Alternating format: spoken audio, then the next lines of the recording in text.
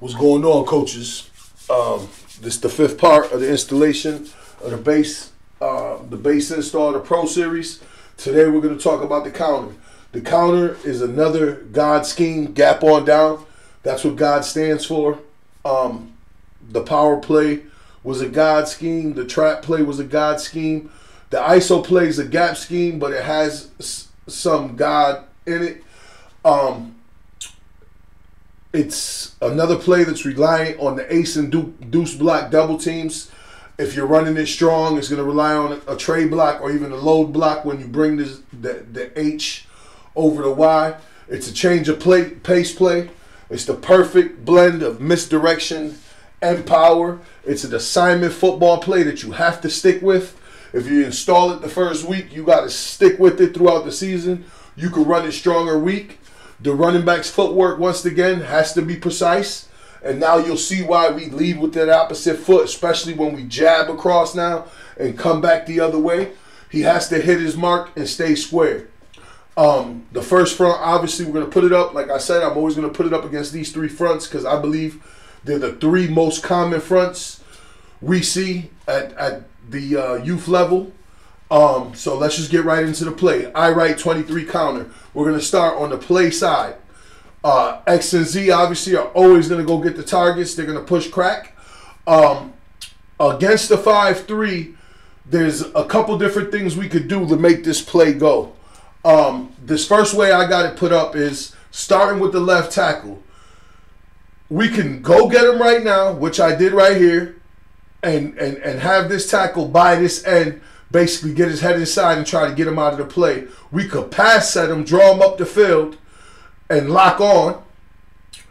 We can base the tackle and leave him unblocked and move this play out one hole wider.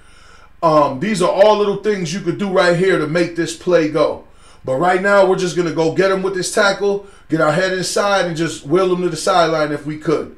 We're going to start with the ace block. We're going to ace this right to this mic this first way. We're going to leave this guy unblocked because I don't believe, I can't remember a time this guy ever made the play coming over 1, 2, 3, 4 gaps to make the play. So this first way, we're going to leave him unblocked. We're going to ace this to the mic, get movement. These two are going to take care of these two. Our right guard is going to use the pickpocket technique and propel himself inside out on this tackle, getting his head in the inside ear hole. Here's the outside edge of this hole. We want this play to hit up in here, right up in this crease right here, right in this alley where we're going to have the block out, the block in from this double, the ace block to the mic. He's going to pull inside out, take care of this tackle. Our right tackle is going to run the circle. He is going to stay as square as he can with his eyes on this target on this side. He is going to slide and glide, climb in the crease, and take the first thing he sees.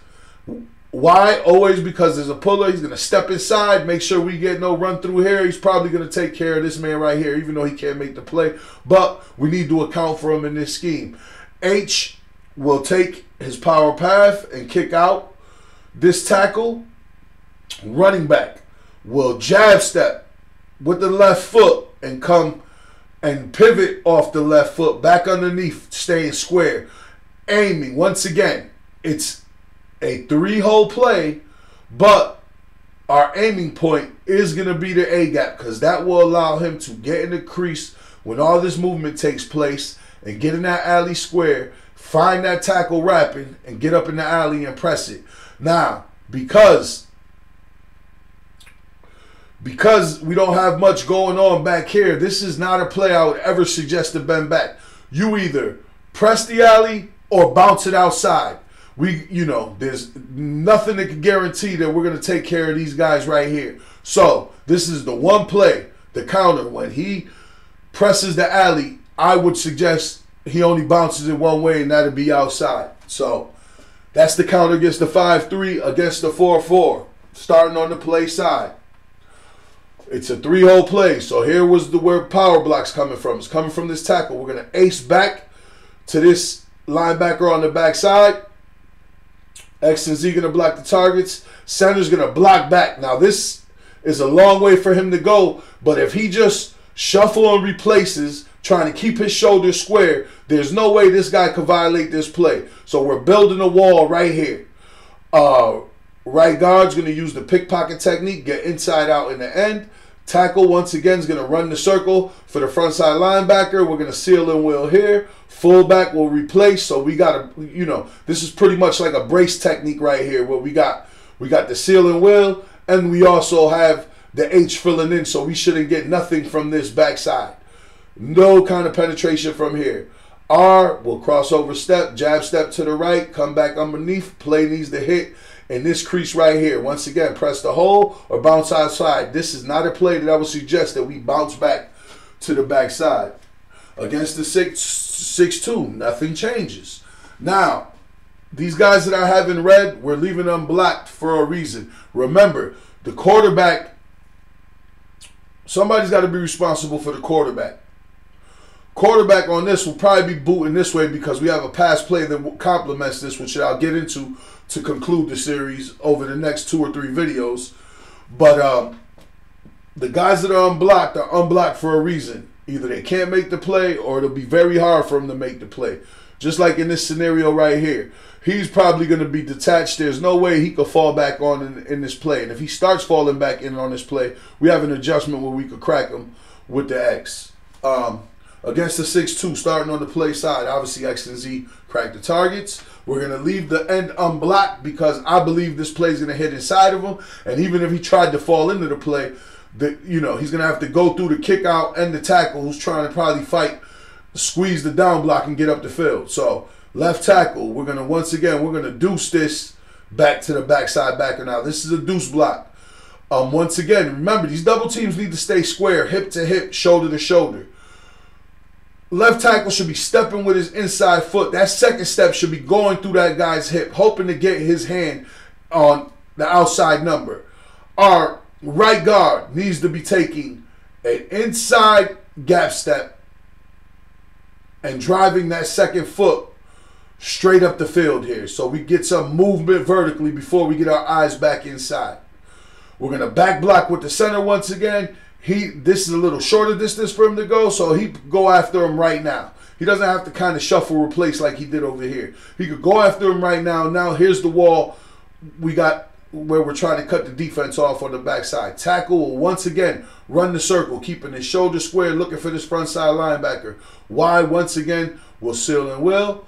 Running back will jab step to the right, come back square, hitting the crease, cramming the ball in the A gap. Looking for something in this area. We will press the hole or bounce outside, never looking to bounce back. This is the play that stirs the drink out of this whole series to me. This is the play you got to stick with, and it's just like power and ISO, you got to force it on people.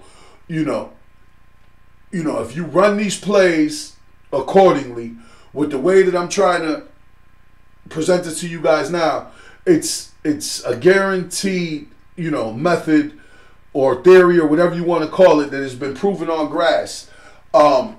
This is nothing I made up. This is all stuff I've just researched over the years and developed and refined over time. It's a must-have in any system, another play like that, and you get the most bang for your buck for it. The only downside to it, there's a lot of moving parts, but like I said, it's an assignment football play. So you just stick with it. Keep after it, work on it in practice, set up your drills so they're practical to what you do scheme-wise, and you'll have no problems. 5th part of the Base Pro install. I'll see you guys next time.